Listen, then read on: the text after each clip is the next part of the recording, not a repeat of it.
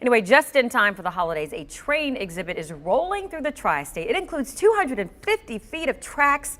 It is all happening right now at the Behringer-Crawford Museum in Covington. Joining me now to talk about this family-friendly event is Billy McDaniel. She's the coordinator for Live, the Young Professionals program at the museum. Welcome. Thank you, Tamika. So tell us about this wonderful exhibit, part of which includes themes from this book. Sure. So this is our 26th year, so we're really excited. This train exhibit was actually from a private collector, and so he's allowed us to use this exhibit, and we create a lot of family traditions at the Behringer-Crawford. I'm going to say, it's such a huge, massive undertaking. How long does it take to put something like this together? That is a great question, because there are a lot of hands, and they help us, pull this off every year for everyone to enjoy. It actually starts at the beginning of November. We start putting everything together, and then we have volunteer monitors and engineers.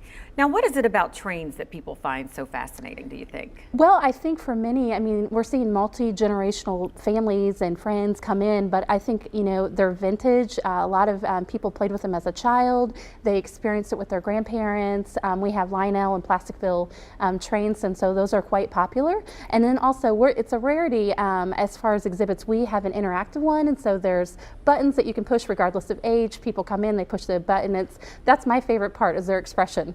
I was going to say, some of this includes surprises along the way, because part of it is guest interactive, and things happen and pop up and lights up, and part of it is based on this book here. Tell us about that. Yeah, so this is actually in our rotating gallery, and it's a local author, Kitten Hill's author, Diana Grady. She created a regional book to where Wahoo's adventure. He actually takes an adventure in the wintertime, and he travels the region's sites, and so Behringer is actually in the book, and so it's three-dimensional.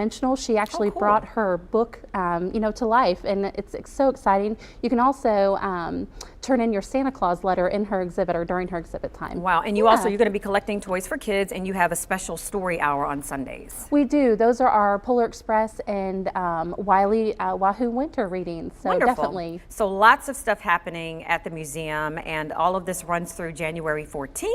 The hours there on your screen, and you can actually log onto your website to get a whole lot more information. Thank you so much for joining us, Billy. Thank you. All right, and speaking of things